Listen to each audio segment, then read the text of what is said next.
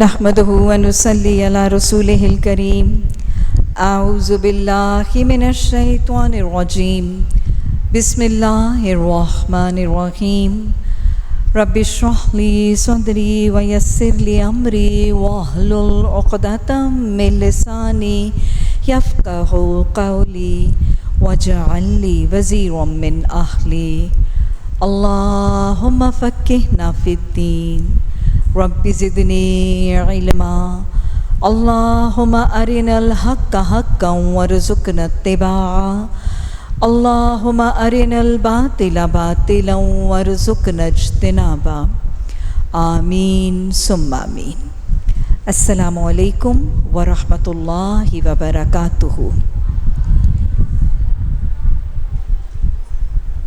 تفسیر سورہ الفاتحہ،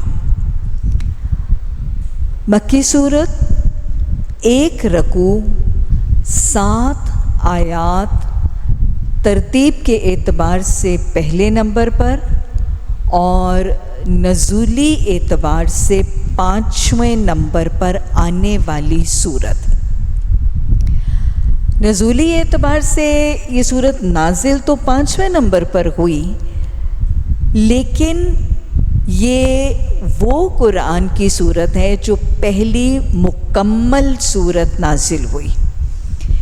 اس سے پہلے 4 دفعہ وحی نازل ہوئی، لیکن جتنی دفعہ یہ 4 دفعہ جب وحی آئی تو وہ صورتوں کی کچھ آیات نازل ہوئی۔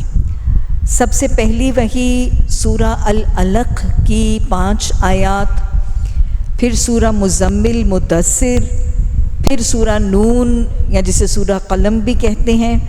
یہ 4 دفعہ یہ وحی صورتوں کی نازل ہوئی، لیکن ان سب صورتوں کی کچھ آیات نازل ہوئی۔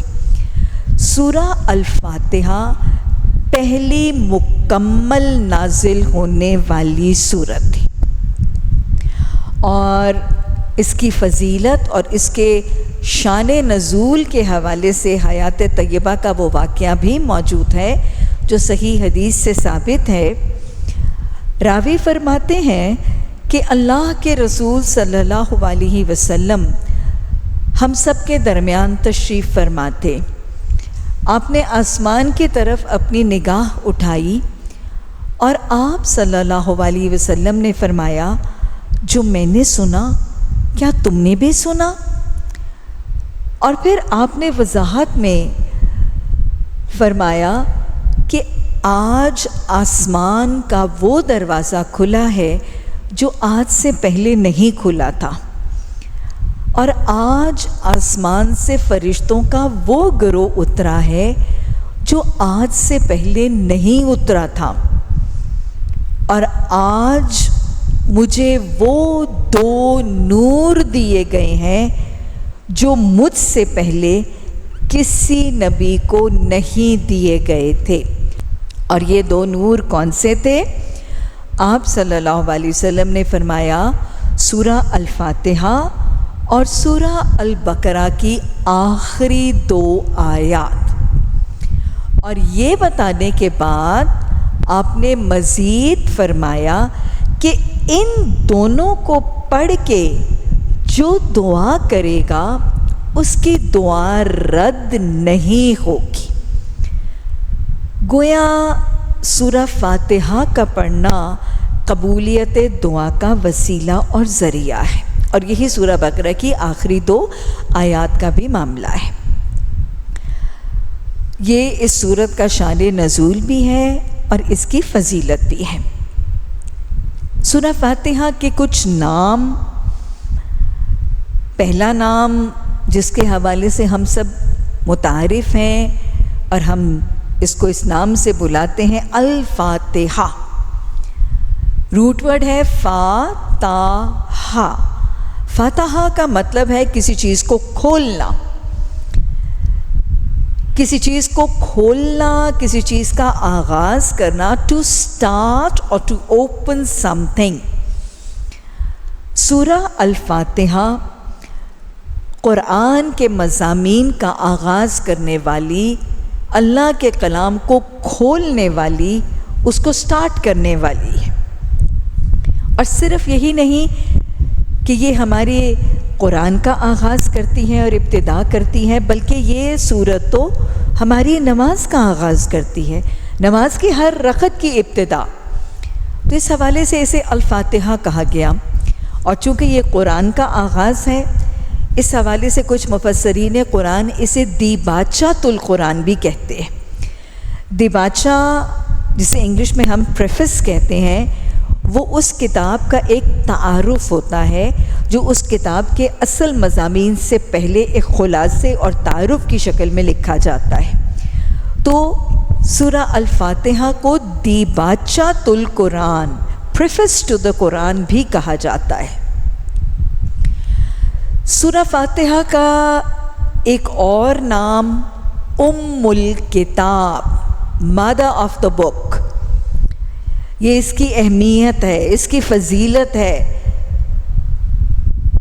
پھر ایک اور نام سورہ الصلاۃ، سورہ الصلاۃ اس کو اس حوالے سے کہا جاتا ہے کہ نماز کا آغاز، ہر رکعت کا آغاز اسی سورت سے ہے، اور پھر وہ حدیث کے الفاظ لا صلاۃ الا بفاتحہ، کہ سورہ فاتحہ کے بغیر نماز مکمل نہیں ہوتی۔ تو گویا نماز کی تکمیل کے لیے، نماز کی رکعتوں کے آغاز اور ابتدا کے لیے سورہ فاتحہ لازم اور ملزوم ہے۔ تو اس حوالے سے اسے سورہ الصلاۃ کہا جاتا ہے۔ پھر ایک اور نام سورہ الدعاء، سورہ فاتحہ کو سورہ دعا، مفسرین اس کی دو وجوہات بیان کرتے ہیں۔ ایک تو وہ حدیث جو ابھی آپ نے اور میں نے سنی کہ رسول اللہ صلی اللہ علیہ وسلم نے فرمایا کہ اس کو پکار کے جب دعا مانگی جاتی ہے تو دعا رد نہیں ہوتی۔ تو چونکہ یہ سورت قبولیت دعا کا ایک نسخہ ہے، جس دعا سے پہلے سورہ فاتحہ پڑھی جائے گی وہ عرش الہی تک پہنچے گی، اس کے لیے آسمان کے دروازے کھول دیے جائیں گے۔ تو ایک تو اس حوالے سے، اس مناسبت سے اسے سورہ دعا کہا جاتا ہے، اور دوسرا اس حوالے سے اس کا یہ نام کہ اس سورت میں قرآن کے بالکل ابتدا ہی میں اللہ سبحانہ تعالیٰ نے قرآن کے طالب علم، قرآن کے قاری کو دعا مانگنے کا ادب اور سلیقہ سکھایا ہے۔ دعا اللہ کی نعمتوں میں سے ایک بہت بڑی نعمت ہے، and right at the start of Quran Allah سبحانہ تعالیٰ ہمیں دعا مانگنے کا ادب، اس کا سلیقہ سکھا رہے ہیں سورہ فاتحہ میں۔ اور وہ طریقہ کیا ہے؟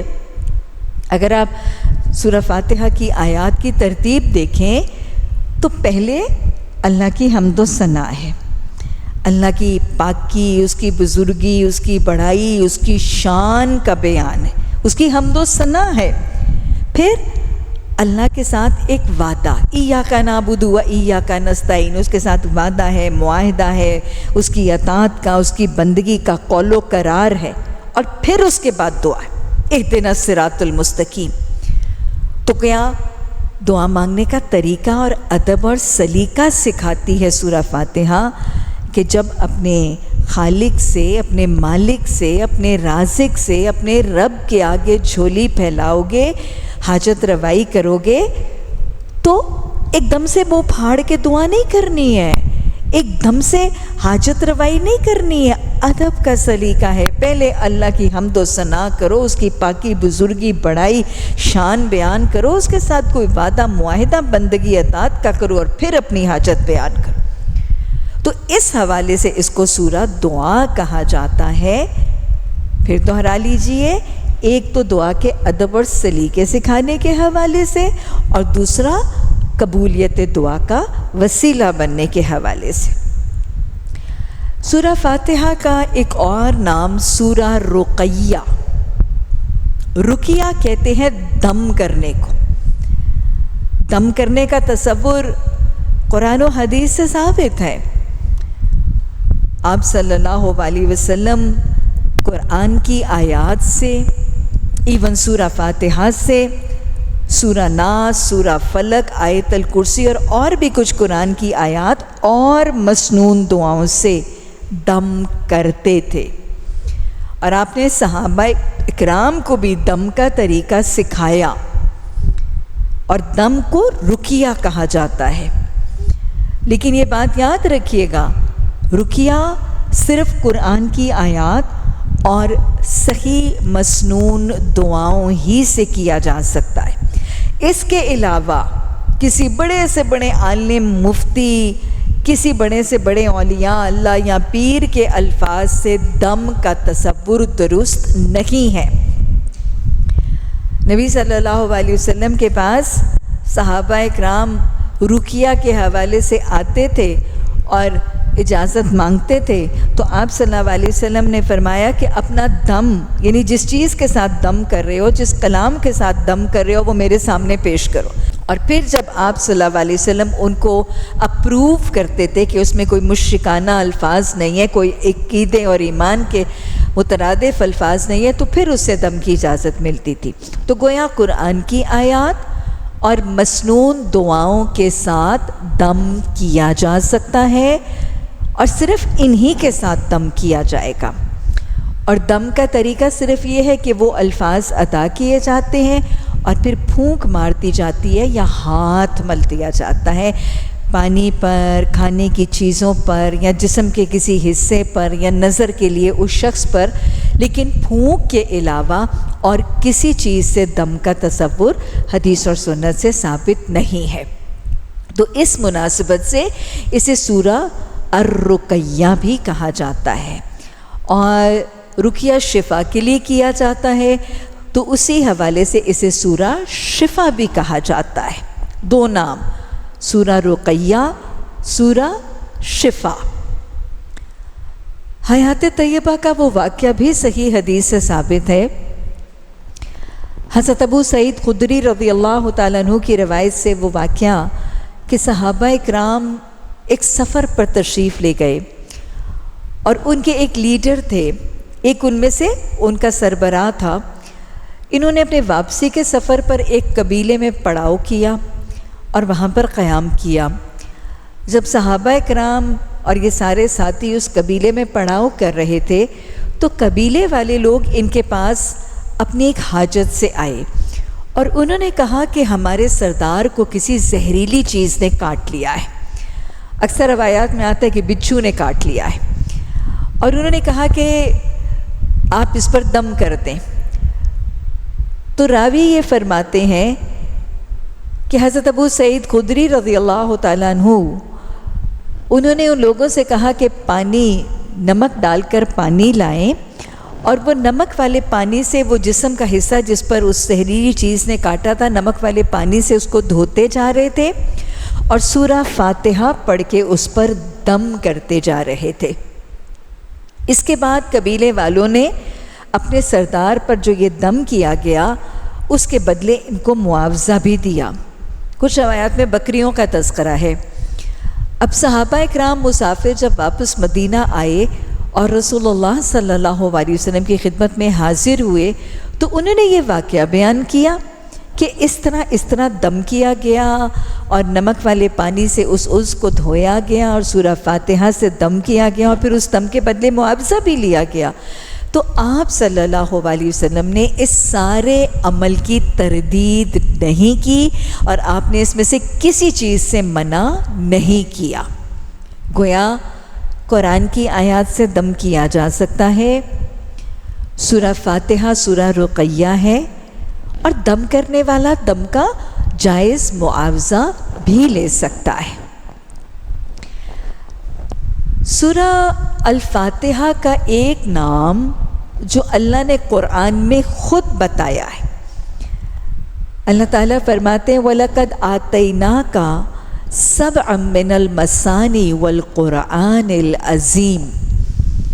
مکی صورت میں اللہ نے محمد صلی اللہ علیہ وسلم پر جب بہت زیادہ مخالفت تھی، اور جب بہت زیادہ ٹارچرز اور پرسیکیوشنز اور اپریشن اپنی عروج پہ پہنچا ہوا تھا نا، تو اللہ سبحانہ تعالیٰ رسول اللہ صلی اللہ علیہ وسلم کو اپنی نعمتیں یاد کروا رہے، اور نعمتوں میں اللہ فرما رہے ہیں کہ ہم نے آپ کو 7 دہرائی جانے والی آیات، سبع من المثانی اور قرآن العظیم کی نعمتوں سے نوازا ہے۔ یہ آپ کو تسلی دینے کے لیے، آپ کو حوصلہ دینے کے لیے یہ نعمتوں کا تذکرہ اللہ نے کیا ہے قرآن میں۔ اب جب رسول اللہ صلی اللہ علیہ وسلم سے پوچھا گیا کہ سبع من المثانی سے کیا مراد ہے، تو آپ نے فرمایا اس سے مراد سورہ الفاتحہ ہے۔ 7 دہرائی جانے والی آیات، سبع من المثانی سے مراد سورہ الفاتحہ ہے۔ کیوں؟ کیونکہ یہ بار بار دہرائی جاتی ہیں۔ ہم اپنی دعاؤں کی آغاز میں اس کو دہراتے ہیں، ہم اپنی ہر نماز میں اس کو دہراتے ہیں، ہر رکعت کے آغاز میں اس کو دہراتے ہیں، تو لہٰذا یہ بار بار دہرائی جاتی ہیں۔ آج ذرا کیلکولیٹ کیجئے گا نا، اگر کوئی شخص اپنی نمازوں میں صرف فرض نمازیں اور موقدہ سنتوں میں بھی گنتی کرے، غیر موقدہ کو چھوڑ بھی دیں، صرف فرض رکعتیں اور موقدہ سنتوں میں بھی دیکھیں، تو ذرا گنتی کیجئے گا کہ ہم کتنی دفعہ، منیمم کتنی دفعہ ہم سورہ فاتحہ دن میں دہراتے ہیں۔ تو سبع من المثانی اس کا نام ہے، جو قرآن میں خود سجیسٹ کیا گیا ہے۔ اس آیت سے 2 بڑے پیغام ملتے ہیں۔ سب سے بڑی بات تو یہ کہ سورہ فاتحہ کی اہمیت، اس کی امپورٹنس، کہ اللہ سبحانہ تعالیٰ when trying to count the blessings to Prophet صلی اللہ علیہ وسلم، اللہ مینشن کرتے ہیں ایک طرف سورہ فاتحہ ہے، ایک طرف سورہ فاتحہ اور ایک طرف پورا قرآن۔ تو یہ سورہ فاتحہ کی امپورٹنس ہے، اس کی اہمیت اور اس کی فضیلت ہے کہ اللہ نبی مہربان صلی اللہ علیہ وسلم کو نعمتوں کا تذکرہ کرتے ہوئے ایک پلڑے میں سورہ فاتحہ ڈال کے دوسرے پلڑے میں پورا قرآن، اسی لیے اس کو ام الکتاب بھی کہا گیا ہے۔ اور پھر دوسری بات جو اس آیت سے واضح ہوتی ہے کہ سورہ فاتحہ 7 آیات پر مشتمل ہے۔ اگر آپ الحمدللہ سے لے کے دعالین تک دیکھیں تو پھر یہ 6 آیات ہیں۔ اس حوالے سے یہ واضح طور پر ثابت ہوتا ہے کہ بسم اللہ الرحمن الرحیم سورہ فاتحہ کا اپنا لازم حصہ ہے،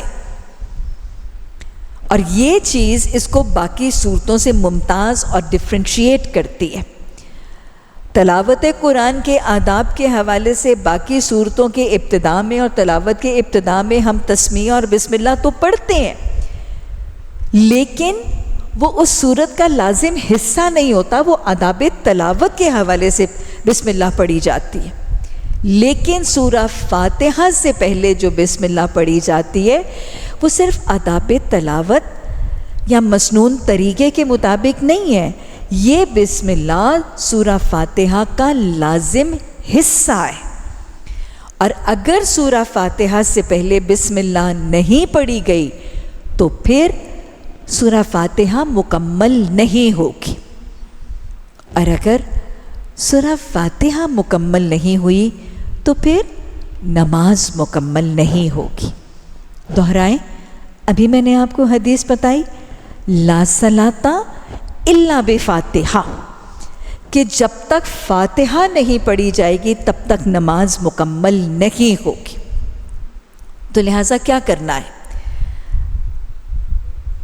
اس میں نماز کے دوران سورہ فاتحہ کی تلاوت کے حوالے سے ادب سکھائے اور سمجھائے جا رہے ہیں۔ سب سے پہلی بات تو یہ کہ جب ہم اپنی فرداً تنہا نماز پڑھتے ہیں، مرد سنت رکعتیں الگ پڑھتے ہیں اور فرض کو جماعت پہ پڑھتے ہیں، اور ہم اگر با جماعت نہیں پڑھتے اور ہم الگ نماز پڑھتے ہیں، تو ساری سورہ فاتحہ بسم اللہ کے ساتھ ہمیں ادا کرنی ہے۔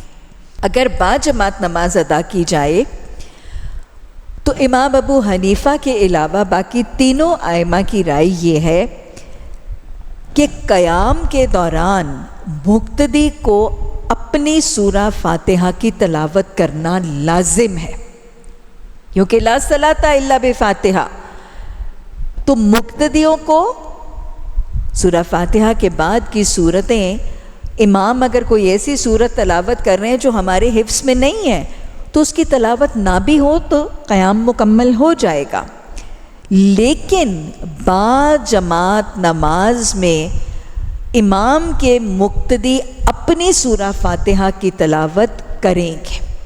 یہ لا صلاۃ الا بفاتحہ کے حوالے سے اکثر ائمہ کی رائے ہے۔ بہرحال امام ابو حنیفہ کی رائے اس کے فرق ہے۔ امام ابو حنیفہ کے نزدیک یہ ہے کہ با جماعت نماز میں اگر امام تلاوت کر رہے ہیں تو وہ تلاوت مقتدیوں کے لیے کفایت کرے گی، اور مقتدیوں کو اپنی الگ سورہ فاتحہ کی تلاوت لازم نہیں ہے۔ دوسری بات، بسم اللہ کا پڑھنا۔ نماز چاہے ہماری فردن الگ نماز ہے، چاہے با جماعت نماز ہے، اس سے پہلے بسم اللہ سورہ فاتحہ سے پہلے پڑھنی لازم ہے، کیونکہ یہ اس کا لازم حصہ ہے۔ جب بسم اللہ نہیں پڑھی جائے گی تو سورہ فاتحہ مکمل نہیں ہوگی، اور سورہ فاتحہ مکمل نہیں ہوئی تو نماز مکمل نہیں ہوگی۔ اس لیے نماز میں بسم اللہ سورہ فاتحہ سے پہلے پڑھنا لازم ہے۔ آپ یہ بات سن کے شاید آپ کے ذہنوں میں یہ خیال آئے کہ ہم تو جب بھی با جماعت نماز میں امام کو نماز کی امامت کراتے ہوئے جہری نمازوں میں دیکھتے ہیں، وہ تو بسم اللہ نہیں پڑھتے، وہ تو الحمدللہ سے تلاوت شروع کرتے ہیں۔ اور بلکہ ہماری مسجدوں میں کیا، ہم امام کعبہ کی مسجد میں مسجد حرام میں جب نماز کی تلاوت سنتے ہیں، یا وہاں جا کے ہم نے جب پڑھی تو امام کعبہ تک حرم میں تلاوت جہری نماز میں الحمدللہ سے شروع کرتے ہیں۔ تو یہ کیا کہہ رہی ہیں بسم اللہ کا پڑھنا؟ اصل میں بات کیا ہے، یہ رسول اللہ صلی اللہ علیہ وسلم کی سنت ہے۔ بخاری کی حدیث میں پتہ چلتا ہے کہ آپ صلی اللہ علیہ وسلم با جماعت نماز جس میں جہری اونچی آواز میں تلاوت ہوتی تھی، اس میں اونچی آواز کی تلاوت الحمدللہ سے شروع کرتے تھے، لیکن اس سے پہلے بسم اللہ الرحمن الرحیم کو زیر لب اپنے دل میں ادا کرتے تھے۔ تو اگر مساجد میں امام اور حرم میں امام کعبہ الحمدللہ سے شروع کرتے ہیں تو وہ سنت کے مطابق بسم اللہ الرحمن الرحیم کو دل میں ادا کر چکے ہوتے ہیں، اس لیے ہمیں بھی بسم اللہ الرحمن الرحیم کو ادا کرنا ہے۔ یہ سورہ فاتحہ کے کچھ نام اور اس کے فضائل، اب اس کی تفسیر کا آغاز اگر کریں، اعوذ باللہ من الشیطان الرجیم، بسم اللہ الرحمن الرحیم۔ اعوذ باللہ، آج ابتدائی سیشن میں یہ بات کروں کہ یہ آداب تلاوت ہیں جو اللہ نے خود قرآن میں سکھائے ہیں۔ سورہ ہجر کی آیت نمبر 87 میں اللہ نے فرمایا وَإِذَا قَرَأْتَ الْقُرْآنَ فَاسْتَعِذْ بِاللَّهِ مِنَ الشَّيْطَانِ الرَّجِيمِ، کہ اے قاری قرآن، تم جب بھی قرآن کی تلاوت کرنے لگو تو کیا کرو؟ فَاسْتَعِذْ بِاللَّهِ مِنَ الشَّيْطَانِ الرَّجِيمِ، اللہ سبحانہ تعالیٰ کی پناہ اس مردود شیطان سے مانگ لیا کرو۔ تو جس کا کلام ہے، جس کا قرآن ہے، اس نے خود اس کی تلاوت کا ادب اور سلیقہ سکھایا کہ قرآن کی تلاوت سے پہلے اعوذ باللہ من الشیطان الرجیم کے الفاظ کہہ کر اللہ سے شیطان کی پناہ مانگا کرو۔ یہ کیوں ضروری ہے؟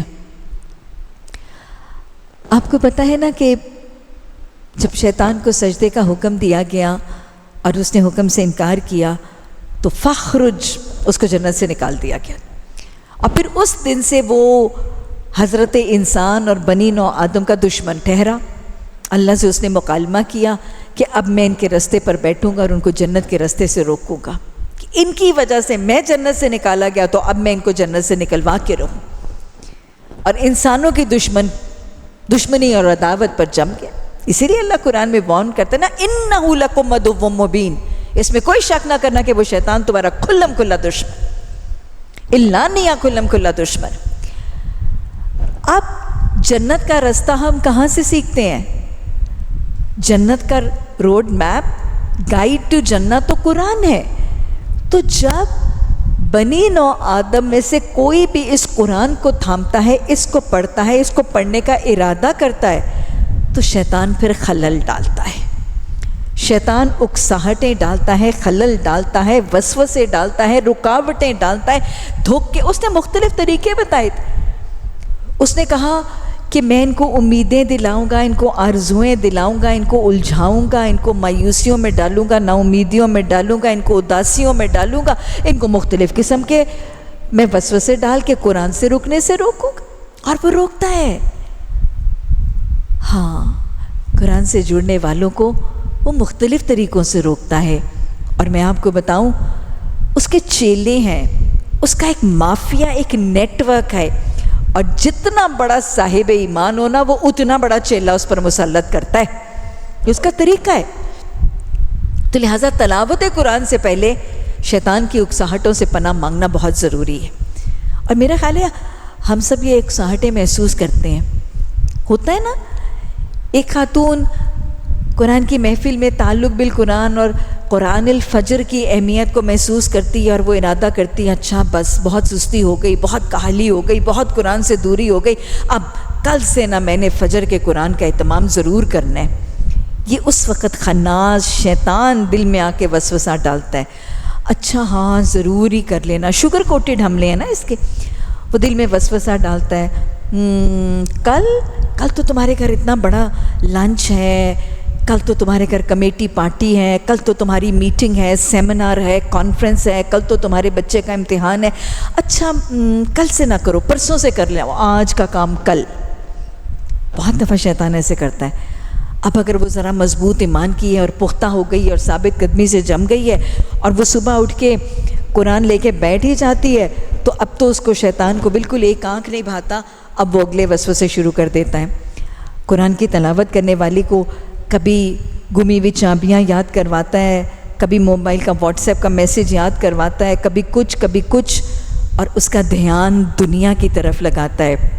وہ تلاوت قرآن کے ایک ایک ورڈ کے اوپر 10 نیکیاں کمانے بیٹھی ہے. یہ تو اس کو ہضم ہی نہیں ہوتا نا کہ اس کے نیکیوں کا پلڑا بھاری ہو جائے گا اور یہ جنت میں داخل ہو جائے گی. وہ اس کو دنیا کی یادیں، دنیا کی اکساہٹیں، تاکہ یہ کم توجہ لگا کے قرآن کی تلاوت کرے اور زیر زبر اعراب کی غلطی کرے، نیکی برباد گناہ لازم. وہ یہ خلل ڈالتا ہے کہ تلاوت قرآن کے اندر خلل ڈالتا ہے کہ کہیں نیکیاں نہ کمانے میں کامیاب ہو جائے. اگر وہ شخص اتنا مضبوط ایمان کا ہے کہ وہ اس کی اس اکساہٹ میں نہیں آتا، نہ رات والی اکساہٹ میں آیا نہ اس میں آیا، اور پورے دھیان سے خشوع خضوع کے ساتھ کانسنٹریشن سے وہ تلاوت کرتا ہے، تو شیطان اگلا وسوسہ ڈالنے لگتا ہے. یہ وسوسہ تو اس نے شاید ہمارے معاشرے کے 90% لوگوں کے دلوں میں ڈالا ہوا ہے. قرآن پڑھنے والوں کے، باقی نہ پڑھنے والوں کو تو اس نے پہلی تھپکی دے دی ہوئی ہے کہ اب تم نے عربی پڑھ لی ہے نا، اب تم نے عربک ٹیکسٹ پڑھ لیا، ثواب تو اسی کے پڑھنے پر تھا، نیکی تو اسی کے پڑھنے پر تھی، تم نے نیکیاں تو کما لی ہیں، اب کہیں ترجمہ نہ پڑھنے بیٹھ جانا، اب کہیں ترجمہ نہ پڑھنے بیٹھ جانا. اور میں آپ کو بتاؤں، شیطان کے اس حملے پر اور شیطان کی اس اکساہٹ کا شکار ہمارے معاشرے کے 90% لوگ ہیں. اگر ہم اپنے ارد گرد نگاہ گھما کے دیکھیں تو ہمارے لوگ کتنے لوگ ہیں ان پڑھ تو ویسے ہی کچھ نہیں پڑھتے، پڑھے لکھوں میں سے بھی قرآن کی تلاوت بہت تھوڑے کرتے ہیں، اور جو قرآن کی تلاوت کرتے ہیں ان میں سے بھی 90% بلکہ 95% لوگ وہ ہیں جو صرف ناظرہ قرآن پڑھ کے بند کر کے اٹھ جاتے. آٹے میں نمک کے برابر وہ لوگ ہیں جو ناظرہ قرآن پڑھنے کے بعد اس کا لٹرل ٹرانسلیشن پڑھتے. یہ کس کے حملوں سے ہو رہا ہے؟ یہ شیطان کے وسوسوں اور اکساہٹوں سے اور عدو مبین کے حملوں سے ہو رہا ہے. اس لیے اس سے پناہ مانگ. اب اگر کوئی بڑی صاحب ایمان ہے اور وہ اس کے اس حملے سے بھی بچ جاتی ہے اور کہتی ہے نہیں میں نے تو ترجمہ بھی پڑھنا ہے، کیونکہ میں نے قرآن کلاس میں یہ سنا تھا کہ ہمیں بتایا گیا تھا کہ صرف عربی نہیں پڑھنی، تمہیں سمجھ نہیں آتی ترجمہ پڑھو تاکہ پیغام سمجھ آئے، اور وہ ترجمہ پڑھنے بیٹھ جاتی ہے، تو اب تو شیطان کو وہ ہضم ہی نہیں ہو رہی.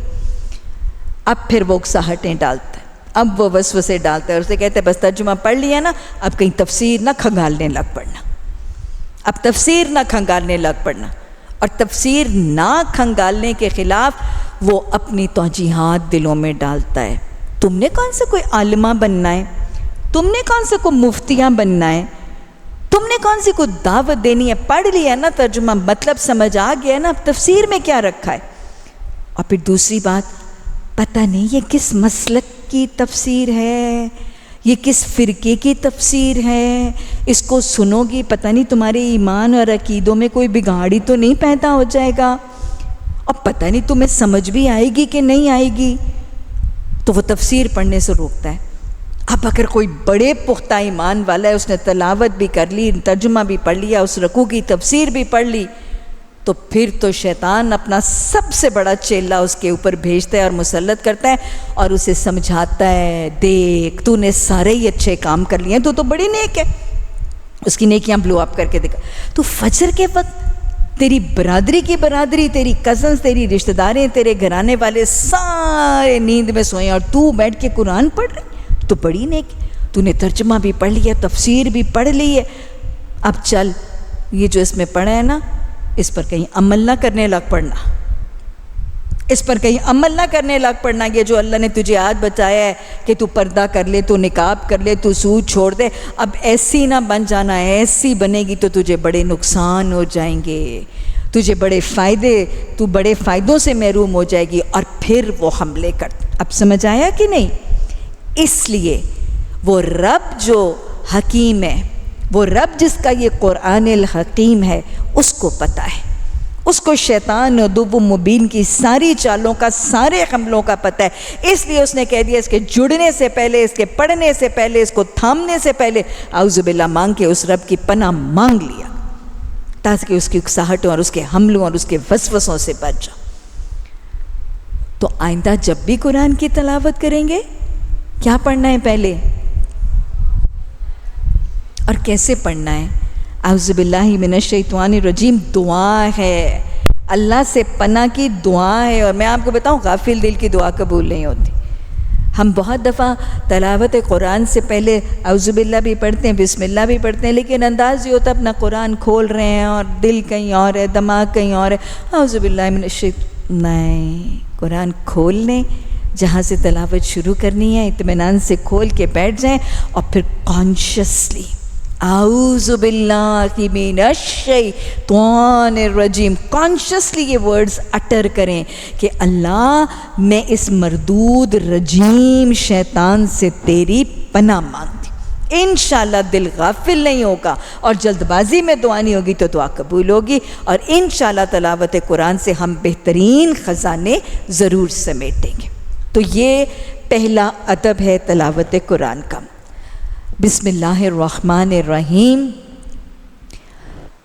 سورہ فاتحہ کا تو یہ لازم جزو ہے، لیکن عام تلاوت سے پہلے بھی بسم اللہ پڑھنا نبی صلی اللہ علیہ وسلم کی سنت سے ثابت ہے، اور ویسے بھی حدیث کے الفاظ ہیں تسمیہ کے حوالے سے کہ جس کام سے پہلے بسم اللہ نہیں پڑھی جاتی اس کام سے برکت اٹھ جاتی ہے۔ تو ہم اپنی تلاوت قرآن اور اپنے تعلق بالقرآن میں تو برکت چاہتے ہیں نا، کہ ہمارے ایمان میں برکت ہو، ہمارے عمل میں برکت ہو، ہمارے اوقات میں برکتیں ہوں تعلق بالقرآن سے، تو اپنے اس تعلق بالقرآن کی برکت کے لیے ہمیں شروع میں بسم اللہ پڑھنی ہے۔ اور بسم اللہ تو ہر عمل سے پہلے پڑھتے ہیں نا، ہر کام کو کرنے سے پہلے بسم اللہ پڑھتے ہیں، اور کھانے سے پہلے بھی بسم اللہ پڑھتے ہیں، ایسے ہے کہ نہیں؟ کھانا کھانے سے پہلے کے آداب میں ایک ادب کیا ہے؟ اونچی آواز میں بسم اللہ پڑھنا۔ اچھا، اونچی آواز میں کیوں پڑھنا چاہیے بسم اللہ؟ تاکہ اگر محفل میں دسترخوان میں کچھ باقیوں کو بسم اللہ بھول گیا ہے پڑھنا تو ان کو یاد آ جائے، اور اگر کوئی بڑا پڑھتا ہے تو بچوں کی تربیت اور ٹریننگ کا ذریعہ بن جائے، اور اگر کوئی بسم اللہ شروع میں کہنا بھول گیا ہے تو نبی صلی اللہ علیہ وسلم نے ہمیں پھر ایک اور دعا سکھائی، بسم اللہ اولہ و آخرہ، درمیان میں یاد آ گیا اوہو میں نے تو بسم اللہ نہیں پڑھی، تو پھر یہ دعا، اور یہ بھی کیسے پڑھنی ہے؟ یہ بھی اونچی پڑھیں، بیکاز اگر کسی اور نے مس کیا ہے تو وہ بھی پڑھ لے، اور جس کو یاد نہیں ہے اس کو بھی یاد آ جائے۔ اور حدیث میں ویسے بھی الفاظ ہیں کہ جب دو چیزوں میں کھانا اگر کوئی کھائے تو اس کے کھانے میں شیطان شامل ہو جاتا ہے. کب؟ ایک تو جب کھانے سے پہلے بسم اللہ نہیں پڑھی جاتی تو اس کھانے میں شیطان شامل ہو جاتا ہے. اور دوسری بات، اگر کھانا اپنی ضرورت سے زیادہ ہرس میں، ہوس میں، طمع میں ضرورت سے زیادہ ڈال دیا اور وہ کھانا تھالی میں بچ گیا تو اس کھانے میں بھی شیطان شامل ہو جاتا ہے. اعوذ باللہ من الشیطان الرجیم. بسم اللہ الرحمن الرحیم. الحمدللہ. الحمدللہ کا کلمہ بہت اہم کلمہ ہے، بہت افتتاحی کلمہ ہے. 5 سورتوں کا آغاز الحمدللہ کے کلمے سے. 7 surahs of Quran they start with الحمدللہ. ہماری نماز کا آغاز، ہمارے صبح جاگنے کے بعد کی دعا الحمدللہ الذی احیانا بعد ماتنا. ہماری ملاقاتوں میں سلام کے بعد کیا حال ہے؟ الحمدللہ. ہماری دعاؤں کا آغاز، نماز کے بعد ہماری تسبیحات کا آغاز. اور میں آپ کو بتاؤں، جو مسنون خطبہ نکاح ہے نا، اس کا آغاز بھی الحمدللہ کے ساتھ. تو یہ وہ کلمہ ہے جو بہت سی چیزوں کا آغاز اس سے ہوتا ہے، بہت اہمیت کا حامل ہے. ترجمہ ہے سب تعریفیں اللہ کے لیے ہیں. الحمدللہ کا کلمہ جو بھی پکارتا ہے یہ اس کی 4 چیزوں کی تربیت کا ذریعہ بن جاتا ہے. It suggests 4 things to the person who is saying الحمدللہ. ہم الحمدللہ کی تسبیح کریں یا سورہ فاتحہ میں پڑھیں یا جہاں پہ بھی پڑھیں، پڑھنے کے بعد ہمیں اپنا محاسبہ کرنا ہے. نماز کے بعد ہم الحمدللہ الحمدللہ تو 11 دفعہ یا 33 دفعہ الحمدللہ کہنے کے بعد کنٹینٹ نہیں، اپنا محاسبہ کرنا ہے کہ میں اتنی دفعہ الحمدللہ تو کہہ رہی ہوں، لیکن کیا میں نے وہ 4 تربیتیں بھی حاصل کی ہیں؟ وہ 4 چیزیں اپنے اخلاق کے زیورات بنائے ہیں کہ نہیں؟ اور یہ 4 تربیتیں کیا ہیں؟ نمبر 1، الحمدللہ سب تعریفیں اللہ کی ہیں، تو پھر تم بھی کیا کرو؟ اللہ کی تعریف کرو، اللہ کی حمد و ثنا کرو، اس کی پاکی بزرگی بڑائی شان بیان کرو. یہ ریمائنڈر ہے ذکر الہی کا. سب تعریفیں اللہ کی ہیں تو پھر تم کیا کرو؟ تم بھی اس کا ذکر کرو. پہلی تربیت جو الحمدللہ کرتا ہے، پہلا ریمائنڈر جو الحمدللہ کہنے والے کو دیتا ہے، اپنی زبان کو ذاکر زبان بناؤ. دل میں اللہ کی یاد اور زبان پر اللہ کا نام جاری رکھو. یہ پہلی تربیت اور پہلا ریمائنڈر ہے الحمدللہ. دوسری چیز،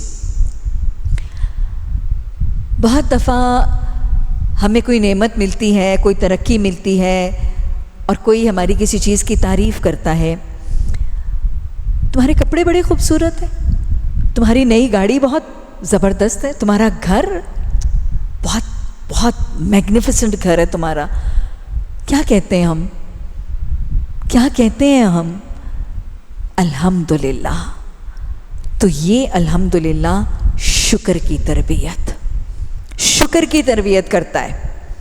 کسی نعمت کے ملنے پر، کسی کامیابی، کسی سکسیس، کسی اچیومنٹ، کسی ترقی پر الحمدللہ کا کہنا یہ شکر کی تربیت ہے. Gratitude to Allah, counting your blessings, being grateful to Allah. دوسری تربیت شکر کی. تیسری تربیت، آپ کو کبھی بیماری کی حالت میں کوئی آپ کا حال پوچھے، اب طبیعت کیسی ہے؟ ہم کیا کہتے ہیں؟ الحمدللہ. یہ کیا ہے؟ صبر کی تربیت. تو الحمدللہ پکارنے والے کو جو ریمائنڈر دیتا ہے، third reminder to the reciter of الحمدللہ، صبر، patience for the sake of Allah, patience for the sake of obedience of Allah. صبر کی تربیت. پھر بہت دفعہ وہی بات کہ جب ہماری کوئی کسی اچھی چیز کا تذکرہ کرتا ہے، بھائی تمہارا بیٹا تو بہت لائق ہے، تمہارے بیٹے کے تو اسٹریٹ ایز آئے ہیں، تو ہم کیا کہتے ہیں؟ میرے بیٹے کے اسٹریٹ ایز آئے ہیں، میں سمجھداری بڑی ہوں، میں سیانی بڑی ہوں، میں نے اپنے بیٹے کے ساتھ ورک آؤٹ ہی بہت کی ہے، محنت ہی بہت کی ہے، میں نے پاپڑ ہی بڑے بیلے ہیں، مائیں سوئی بھی ہوتی تھی، دوپہر کو میں ٹیوشن سینٹروں میں کھپ رہی ہوتی تھی. نہیں، ہم کیا کہتے ہیں؟ الحمدللہ میرا کمال نہیں ہے، میرا کمال نہیں ہے کہ میرا بیٹا لائق ہے، میرا کمال نہیں ہے کہ میرا گھر بہت خوبصورت سجا ہوا ہے، کہ میں ہوں ہی بڑی ٹیسٹ فل، میں ہوں ہی بڑی ریفائنڈ، میں ہوں ہی بڑی سیانی اور سمجھدار. نہیں، الحمدللہ یہ اللہ کی دین ہے، یہ اللہ کی مہربانی ہے. میں اپنی قوت بازو پر، میں اپنے زور بازو پر نہ اکڑتی ہوں، نہ اتراتی ہوں، نہ فخر کرتی ہوں، نہ غرور کرتی ہوں.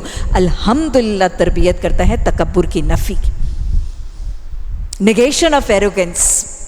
کوئی اکڑ ہے ہی نہیں، کوئی گھمنڈ ہے ہی نہیں، کوئی غرور ہے ہی نہیں، نہ فخر ہے، نہ اکڑنا ہے، نہ اترانا ہے. الحمدللہ شکر تو اللہ کا ہے جس نے مجھے حالات دیے، واقعات دیے، معاملات دیے، اسباب دیے. میرا کیا کمال ہے؟ میرا چہرہ حسین الحمدللہ، میری زلفیں حسین الحمدللہ، میری کوٹھی بڑی الحمدللہ، میرا بیٹا لائق الحمدللہ، میری اولاد فرما بردار الحمدللہ. سمجھ میں آ گیا؟ چوتھی تربیت تکبر کی نفی، تکبر کو نکال دینا ہے. وہ جس کا رائی بھر بھی اگر دل میں ہوا تو وہ جنت میں داخل نہیں ہوگا. 4 تربیتیں دہرا لیجئے. قرآن کا افتتاحی کلمہ الحمدللہ. 4 ریمائنڈرز، 4 تربیتیں. پکارنے کے بعد سوچا کریں اتنا الحمدللہ الحمدللہ الحمدللہ کہتی ہوں، زبان ذاکر ہے کہ نہیں، دل شاکر بھی ہے کہ نہیں. الحمدللہ کہنے کے باوجود میری زندگیاں ناشکری سے تو نہیں بھری پڑی، تسبیح جھپنے کے باوجود زندگی میں بے صبریاں تو نہیں ہیں، اور کہیں الحمدللہ کہنے کے باوجود میں اکڑتی تو نہیں ہوں، میں غرور کر کے، تکبر کر کے، لوگوں کو لک ڈاؤن کر کے اپنے آپ کو ون اپ تو نہیں سمجھ رہی ہوں. کہ 4 تربیت. اور یہ 4 چیزیں میں ہمیشہ کہتی ہوں کہ مجھے ایسے لگتا ہے کہ یہ جنت کی سیڑھی کے پہلے 4 زینے ہیں. 4 steps to جنہ. اور آپ کو پتہ ہے 4 زینے چھوڑ کے کوئی 5ویں زینے پر پہنچ نہیں سکتا ہے نا. تو اس لیے یہ 4 زینے طے کرنا بہت ضروری ہیں. کون سے؟ ذکر، شکر، صبر اور تکبر کی نفی. اور پھر یہ وہی ہیں جن کے لیے نبی صلی اللہ علیہ وسلم سے جب پوچھا گیا کہ جمع کرنے کے لائق کون سی چیزیں ہیں، انشاءاللہ وضاحت سے یہ حدیث آگے آئے گی کہ جمع کرنے کے لائق کون سی چیزیں ہیں، تو آپ نے فرمایا 3 چیزیں جمع کیے جانے کے لائق ہیں: ذکر کرنے والی زبان، شکر کرنے والا دل اور صبر کرنے والا جسم. اسی لیے نبی صلی اللہ علیہ وسلم نماز کے بعد کے جو مسنون اذکار ہیں اس میں کون سی دعا ہے؟ ربی، اے میرے رب، اعینی، تو میری مدد کر، علی ذکرکا و شکرکا و حسن عبادتک. کہ اللہ میں خود سے خود یہ کیفیت نہیں حاصل کر سکتی، تو میری مدد کر، معاونت کر، کاؤنسلنگ کر، گائیڈ کر کہ میں تیرا ذکر کروں، میں تیرا شکر کروں، تاکہ میری عبادات میں حسن پیدا ہو. اور پلے سے باندھ لیجئے، عبادات میں حسن تب پیدا ہوتا ہے جب زبان ذاکر ہوتی ہے اور دل شاکر ہوتا ہے. غافل اور ناشکرے نماز کے حسن سے محروم ہوتے ہیں. اللہ ہمیں ان میں نہ بنائے. اللہم اجعلنی صبورا وجعلنی شکورا. اور پھر آپ نے فرمایا کہ خوش بخت ترین، the luckiest person on Allah's earth، خوش بخت ترین شخص ہے وہ جس کو 4 چیزیں مل گئیں: ذکر کرنے والی زبان، شکر کرنے والا دل، صبر کرنے والا جسم اور دین کے مددگار ازواج. اللہ ہمیں اور ہماری اولادوں کو یہ 4 نعمتوں سے مالا مال کر دینا. اللہم انی اعوذ بک من زوال نعمتک. الحمدللہ. کس رب کی تعریف؟ رب العالمین. اس رب کی حمد و ثنا کرو، اس کی پاکی بزرگی بڑائی بیان کرو جو رب ہے. رب کون ہے؟ رو با واو کا مطلب ہے نشو نما کرنا، گرو کرنا، فلرش کرنا. جو بڑھاتا ہے، نشو نما کرتا ہے، پالتا ہے، پوستا ہے. تو سب تعریفیں اس کے لیے ہیں جو رب ہے، جو پالتا ہے، جو سسٹینر ہے، جو ربوبیت کرتا ہے. کس کی؟ تمہاری. العالمین، تمام جہانوں کی. جو تمہارا بھی رب ہے، تمہاری اولادوں کا بھی رب ہے، ماں کے پیٹ کے اندر اندھیروں میں تین پردوں میں تاریکیوں میں جو پالنے والا ہے، اور العالمین، تمام جہانوں کا پالنے والا. وہ ایک پہاڑ کی چوٹی کے اوپر، ایک سنگلاخ چٹان کی پہاڑ کی چوٹی کے اوپر ایک باز اور شکرے کے گھونسلے کے اندر جو اس کا بچہ ہے نا، وہ اس کا بھی پالنہار ہے. سمندر کی گہرائیوں میں فیتھمز اینڈ فیتھمز آف پانی، میلا میل پانی کی گہرائی کے اندر، وہ سمندر کی تہ میں، تاریکی میں، اس سمندر کے تہ میں ایک پتھر کے نیچے ایک مچھلی کے انڈے سے نکلنے والے بچے کا بھی رب ہے. تو تعریف اس کی کرو جو رب العالمین ہے. اور وہ رب العالمین کیسا ہے؟ الرحمن الرحیم.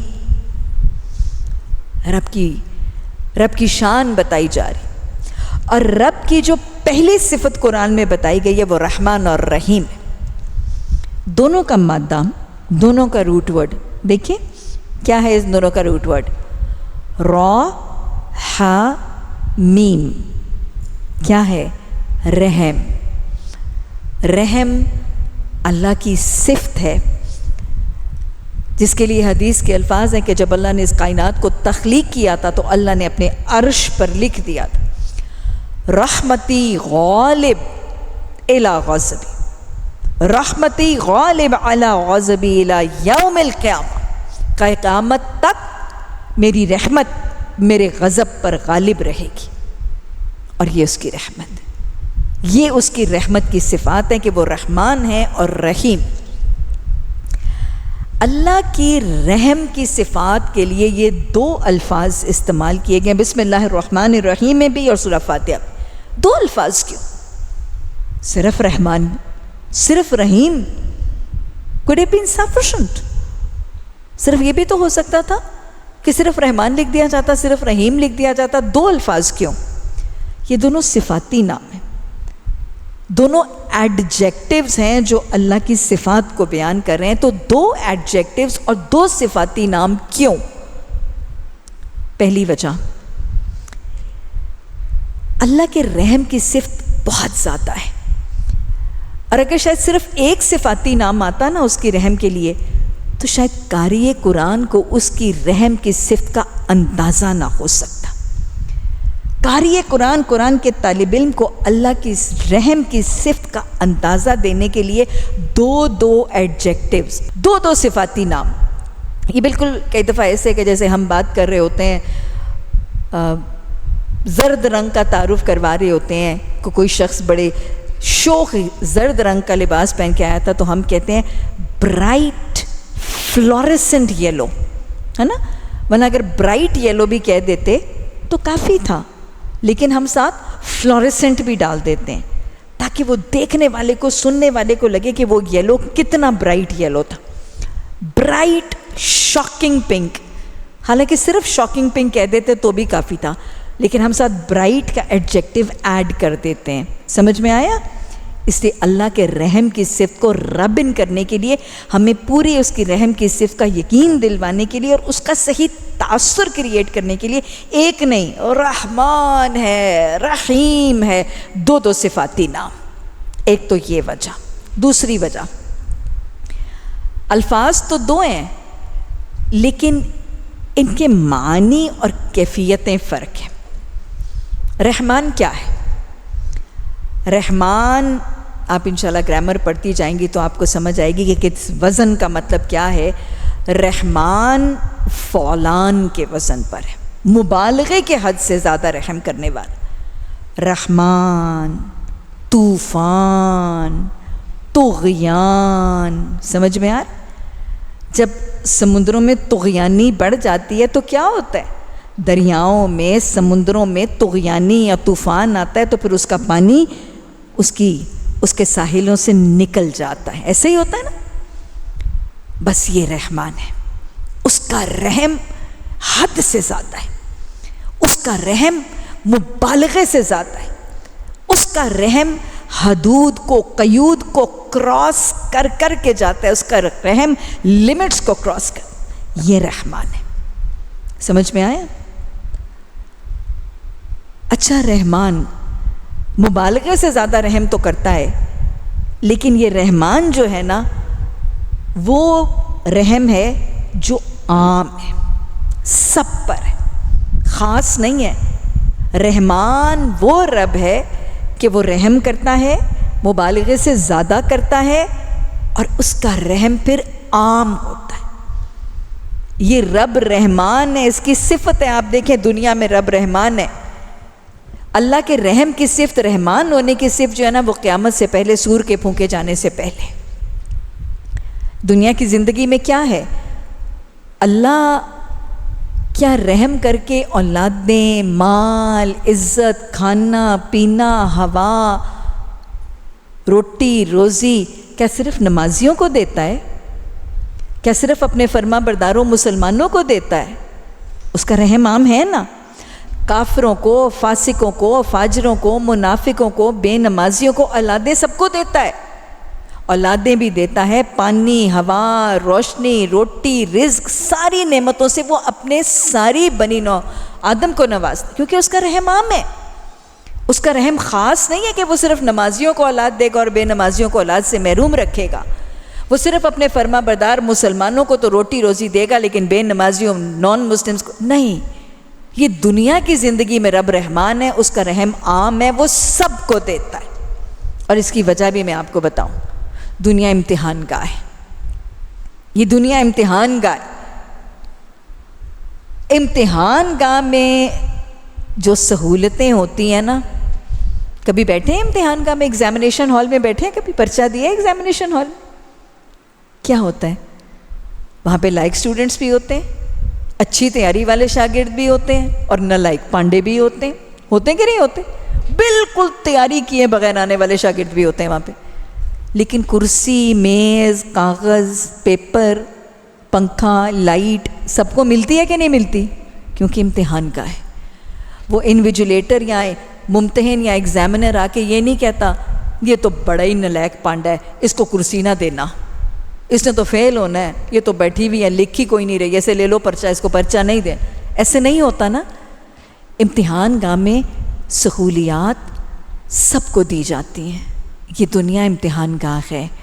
اللہ رحمان ہے، اللہ نعمتوں سے سب کو نوازتا ہے. اب سمجھ آئی رحمان کا مطلب کیا ہے؟ وہ رب جس کا رحم عام ہے، بہت زیادہ ہے، مبالغے سے زیادہ ہے، لیکن عام ہے. اللہ رحمان رہے گا سور کے پھونکے جانے تک. قیامت کے دن تک اللہ رحمان ہے. قیامت کے بعد، سور کے پھونکے جانے کے بعد رحم تو کرے گا، اور مبالغے سے زیادہ کرے گا، بہت زیادہ مرحم کرے گا. لیکن پھر اس دن وہ رحمان نہیں، وہ رحیم بن جائے گا. رحیم وہ رب ہے جس کا رحم مبالغے سے زیادہ تو ہے، فعیل کے وزن پر ہے رحیم. مبالغے سے زیادہ تو اس کا رحم ہے، لیکن پھر اس کا رحم عام نہیں، خاص ہو جائے گا. مخصوص لوگوں پر رحم کرے گا پھر وہ قیامت کے دن. یہ مخصوص لوگ کون سے ہوں گے؟ ہاں، قیامت کے دن سور پھونکے جانے کے بعد رب رحمان نہیں رہے گا، اس کا رحم عام نہیں رہے گا، پھر اس کا رحم رحیم میں بدل جائے گا، اور اس کا رحم مخصوص ہوگا. قیامت کے دن پھر وہ رحیم رحم کرے گا صرف ان لوگوں پر، مہربان ہوگا تو صرف ان لوگوں پر جو دنیا کی زندگی میں رحمان کی نعمتیں لیتے تھے، رحمان کی نعمتیں استعمال کرتے تھے، اور پھر بندے شیطان کے نہیں، بندے رحمان کے بن کے رہتے تھے. جو زندگی عباد الرحمن بن کے گزارتے تھے، پھر قیامت کے دن عباد الرحمن پر رب رحیم رحم کرے گا۔ اللہ ہمیں عبد الرحمن بنائے، الہی ہمیں عباد الرحمن کی صفات سیکھنے اور اپنانے کی توفیق عطا فرمائے۔ عباد الرحمن کی بڑی پیاری صفات سورہ فرقان میں انشاءاللہ ہم مل کر پڑھیں گے۔ مجھے بہت پیاری لگتی ہیں وہ آیات اور بہت خوبصورت ہے وہ آیت، وہ رکوع سورہ فرقان کا، عباد الرحمن الذین یمشون علی الارض ہونا۔ عباد الرحمن کی پہلی صفت یہ ہے کہ زمین پر جب چلتے ہیں نا تو اکڑ کے نہیں چلتے، تکبر نہیں کرتے، اللہ کی کبریائی اور بڑائی ان کے دلوں میں سمائی ہے، عاجزی کرتے ہیں، نرم چال چلتے ہیں۔ اللہ ہمیں تکبر سے بچا، الحمدللہ کہہ کر تکبر کی نفی کرنے کی توفیق عطا فرما۔ رحمان اور رحیم کے دو مطلب پتہ چل گئے کیوں ہیں؟ تیسری بات، کیفیت فرق ہے۔ رحیم وہ رب ہے جو دعا مانگنے سے خوش ہوتا ہے، ہم جھولی پھیلائیں، حاجت بیان کریں، وہ رحیم ہے، وہ خوش ہوتا ہے کہ مجھ سے مانگ رہا ہے میرا بندہ۔ اور رحمان وہ ہے جو نہ مانگنے سے ناراض ہو جاتا ہے۔ میں ہوں، میں کہتا ہوں مجھ سے مانگو، ادعوا ربکم کہتا ہوں، اجیب دعوت داعی اذا دعانی بتاتا ہوں، لیکن یہ مجھ سے مانگتے نہیں ہیں، جھولی پھیلاتے نہیں ہیں۔ وہ رحمان ہے، وہ نہ مانگنے سے ناراض ہو جاتا۔ اب فرق پتہ چل گیا؟ یہ کچھ فرق ہے رحمان اور رحیم کے، اس لیے اللہ کے رحم کی صفت کے لیے ایک لفظ نہیں، یہ دونوں الفاظ جو ہیں وہ بیان کیے گئے۔ آگے اللہ نے فرمایا کہ میں رحمان اور رحیم تو ہوں، لیکن میرے رحم پر اتنا تکیہ لگا کے بھی نہ بیٹھ جانا، یہ بھی یاد رکھنا مالک یوم الدین بھی ہوں، تمہارے سب سے بڑے دن، تمہارے سب سے بڑے امتحان اور تمہارے اٹرنل رزلٹ والے امتحان کا مالک بھی ہوں۔ اللہ اپنی پہچان کروا رہے ہیں، ایاک نعبد و ایاک نستعین۔ اللہ کی حمد و ثنا، اس کی بزرگی، اس کی پاکی، اس کی بڑائی، اس کی شان بیان کرنے کے بعد پھر اس سے قول و قرار ہو رہا ہے۔ دعا کا طریقہ پتہ چل رہا ہے؟ ایاک نعبد، ابتدائی سیشنز ہیں اس لیے میں کچھ الفاظ کو زیادہ ڈیٹیل سے سمجھاؤں گی، اور پھر جب ڈیٹیل ایک دفعہ سمجھ آئے گی تو پھر ہم ان کو بار بار ریپیٹ نہیں کریں گے۔ ایاک نعبد کا مطلب ہے صرف تیری ہم عبادت کرتے ہیں۔ نعبد کے مطلب کیا ہے؟ دو مطلب ہیں ایاک نعبد کے، ایک مطلب صرف تیری ہم عبادت کرتے ہیں، only you Allah do we worship، اور دوسرا مطلب صرف تیری ہم بندگی کرتے ہیں۔ عبادت صرف تیری کرتے ہیں کا مطلب عبادات تین قسموں کی ہیں، جسمانی عبادات، فزیکل، مالی عبادات، مانیٹری، تیسری روحانی اسپرچول عبادات۔ جسمانی عبادات کون کون سی ہیں؟ نماز، روزہ، حج ٹو اے گریٹ ایکسٹینٹ، تلاوت قرآن، ذکر، تسبیحات، جہاد، ہجرت، یہ سب کیا ہیں؟ یہ فزیکل عبادات اور جسمانی عبادات ہیں۔ مالی عبادات، زکوٰۃ، زکوٰۃ سے آگے سپر ایروگیٹری، اس سے زیادہ نافلہ صدقات، اللہ کی راہ میں فی سبیل اللہ جو مال خرچ کیا جاتا ہے، چاہے وہ فرض ہے چاہے وہ نافلہ ہے، وہ کیا ہے؟ مالی عبادات۔ حج کے اندر بھی ایک مالی عبادت کا کمپوننٹ ہے، حجی عازمین عمرہ، عازمین حج مالی طور پر خرچ کرتے ہیں، سو حج جسمانی مالی دونوں عبادات کا مرکب ہے، تو یہ سب مالی عبادات ہیں۔ پھر روحانی عبادات، اسپرچول عبادات، ذکر، شکر، صبر، توکل، ریلائنس آن اللہ، قناعت، یہ سب کیا ہے؟ یہ سب روحانی عبادات ہیں۔ تو ایاک نعبد جب ہم کہہ رہے ہوتے ہیں تو ایکچولی ہم اللہ سے ایک وعدہ کر رہے ہوتے ہیں، ایک معاہدہ کر رہے ہوتے ہیں، ایک امپیکٹ کر رہے ہوتے ہیں کہ اللہ اب یہ کہہ دینے کے بعد ہماری مراسم عبودیت، ہماری عبادات ایک تو صرف تیری ہوں گی، تیرے علاوہ کسی غیر اللہ کی، سورج کی، چاند کی، ستاروں کی، بتوں کی، دیویوں کی، نبیوں کی، غیر اللہ کی کسی کی عبادت نہیں کریں، صرف ہم اللہ تیری عبادت کریں۔ ہماری جسمانی، روحانی عبادات، مالی عبادات صرف تیری ہوں گی، اور دوسری صرف تیرے لیے ہوں گی۔ ہم دنیا میں اپنی شہرت کے لیے، اپنی ناموری کے لیے، اپنی نیکی کے چرچے اور ڈنکے بجانے کے لیے، یا کچھ دنیاوی مفادات حاصل کرنے کے لیے ہم یہ عبادات نہیں کریں گے۔ عبادت صرف تیری کریں گے اور تیرے لیے کریں گے۔ وہ جو سورہ انعام میں آتا ہے نا، قُلْ إِنَّ صَلَاتِي وَنُسُكِي وَمَحْيَايَ وَمَمَاتِي لِلَّهِ رَبِّ الْعَالَمِينَ، یہ عبادت ہے۔ اور دوسرا مطلب ایاک نعبد، عبد کہتے ہیں بندے کو، غلام جو سلیو ہوتا ہے نا مالک کا، اس کو عبد کہتے ہیں۔ اور غلام اور سلیو اپنے آقا یا مالک کا کیا کام کرتا ہے؟ اس کی اطاعت کرتا ہے۔ جو غلام ہے وہ اپنے آقا یا سلیو اپنے ماسٹر کی اوبیڈینس کرتا ہے، اطاعت کرتا ہے، اس کی بات مانتا ہے، اس کے حکم مانتا ہے، اور صرف ایک دو نہیں، سارے مانتا ہے، اور صرف اسی کے مانتا ہے، کسی اور کے نہیں مانتا۔ تو یہ ہے ایاک نعبد۔ اللہ بندگی صرف تیری کریں گے، آقا مالک صرف تجھے مانیں گے، اور اطاعت اور اوبیڈینس صرف تیری کریں گے۔ یہ ہے ایاک نعبد کا دوسرا مطلب، وہی مطلب جو لا الہ الا اللہ کا بھی ہے۔ اللہ صرف معبود تو ہے، بندگی صرف تیری کریں گے۔ وہاں پہ لا کے الفاظ ہیں، یہاں پہ ایاک نعبد کے الفاظ ہیں، مطلب دونوں کا بیسکلی ایک ہے کہ ہماری اوبیڈینس، ہماری بندگی، ہماری اطاعت صرف تیری ہوگی۔ یہ قول و قرار ہے، یہ وعدہ ہے جو ہم نماز کی حالت میں اللہ سبحانہ تعالیٰ سے کر رہے ہوتے ہیں کہ اللہ اگر ہمارا نفس، ہمارا گھرانہ، ہماری برادری، ہمارا معاشرہ، ہماری قوم کے قوانین، اگر یہ ہمیں وہ چیزیں کہیں اور وہ ڈکٹیشنز دیں جو تیرے احکامات کے مطابق ہیں، تو پھر سر آنکھوں پہ پھر ہم ان کو مانیں گے۔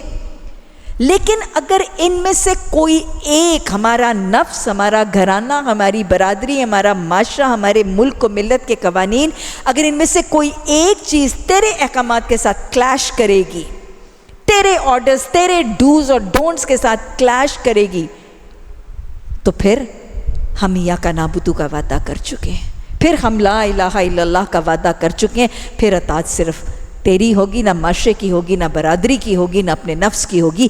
یہ ہے ایاک نعبد۔ ایاک نستعین، تو رب ہے، تو رازق ہے، تو پالنہار ہے، تو مالک ہے، تو حاکم الحاکمین ہے۔ مدد مانگیں گے جھولی پھیلائیں گے، لہو دعوت الحق، صرف تجھی سے مدد مانگیں گے۔ یہ دو کیا ہیں؟ یہ بہت بڑے وعدے ہیں اللہ سے۔ And little do we realize, actually little do we realize کہ جب ہم نماز میں کھڑے ہوتے، یہ وعدے ہم کس حالت میں کرتے ہیں؟ باوضو ہو کے، تکبیر کہہ کے، اللہ سے ہاتھ باندھ کے اللہ سے ملاقات کا آغاز کرتے ہیں، قبلہ رو ہوتے ہیں، با پردہ لباس، با حیا لباس پہنتے ہیں، باوضو ہوتے ہیں، قبلہ رو ہو کے، ہاتھ باندھ کے، نگاہیں جھکا کے، بڑی فرما برداری کا اپنے اوپر وہ اورا طاری کر کے ہم اللہ سے وعدہ کرتے ہیں، اللہ تیرے علاوہ کسی کی اطاعت نہیں کریں۔ سلام پھیرتے سار کبھی نفس کی مانی، کبھی برادری کی مانی، کبھی گھرانے کی مانی۔ یہ کانٹریڈکٹری ہے ٹو دا وعدہ ہم نے اللہ سے کیا۔ یہ وعدہ ہے جو ہم سورہ فاتحہ میں اللہ سے کرتے ہیں۔ اللہ ہمیں کانشیسلی یہ وعدہ کرنے اور پورے شعور کے ساتھ اس وعدے کو حقیقی زندگی میں نبھانے کی توفیق عطا فرمائے۔ اللہ رب سے بدعہدی کرنے سے بچنے والا مسلم و مومن بنائے۔ اللہ بندہ بنا دے، اللہ اپنا بندہ بنا، بندگی کے طریقے سکھا اور بندگی کا حسن عطا فرما۔ یہ وعدے اور سب کچھ کرنے کے بعد قرآن کی پہلی دعا، اہدنا الصراط المستقیم۔ اللہ نے قرآن تھمانے کے بعد قاری قرآن کو اپنی سب سے بڑی نعمت دعا کی نعمت کا تحفہ دیا، دعا کا طریقہ سکھایا سورہ دعا میں، اور پھر پہلی دعا کون سی سکھائی؟ صراط مستقیم کی ہدایت کی دعا۔ صراط مستقیم کسے کہتے ہیں؟ لٹرل ٹرانسلیشن میں سیدھا راستہ۔ حقیقت میں یہ کون سا راستہ ہے؟ جنت کی طرف جانے والا راستہ۔ ایک پوائنٹ دنیا اور ایک پوائنٹ جنہ، دیکھ رہی ہیں؟ ایک پوائنٹ اے دنیا کا، ایک پوائنٹ بی جنہ کا۔ ان دونوں پوائنٹس کے درمیان سب سے چھوٹا، سب سے آسان، سب سے یقینی راستہ جو سیدھا دنیا سے جنہ کی طرف جاتا، سب سے سیدھا، سب سے چھوٹا، سب سے آسان اور سب سے یقینی راستہ جو سیدھا دنیا سے جنت میں جاتا ہے، یہ صراط مستقیم۔ The shortest, the surest, the easiest and the straightest road from دنیا to جنہ، یہ صراط مستقیم ہے۔ ہم اس کے راہی ہیں، ہم اس کے مسافر ہیں۔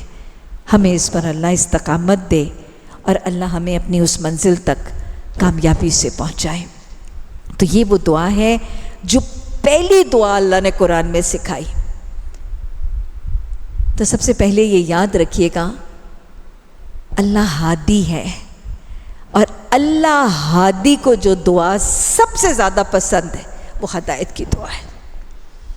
دعائیں مانگنے لگیں، اپنے لیے مانگے، اپنے پیاروں کے لیے مانگے، اپنے اگلوں کے لیے مانگے، مسلمانوں کے لیے مانگے، دوستوں دشمنوں کے لیے مانگے، تو جو سب سے بہترین دعا مانگ سکتے ہیں نا، وہ کسی کی ہدایت کی دعا ہے۔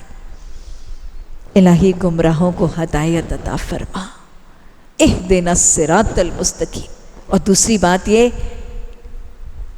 کہ یہ دعا صرف اللہ کی پسندیدہ دعا نہیں ہے، یہ صرف قرآن کی پہلی دعا نہیں ہے، یہ دعا رب قبول ضرور کرتا ہے۔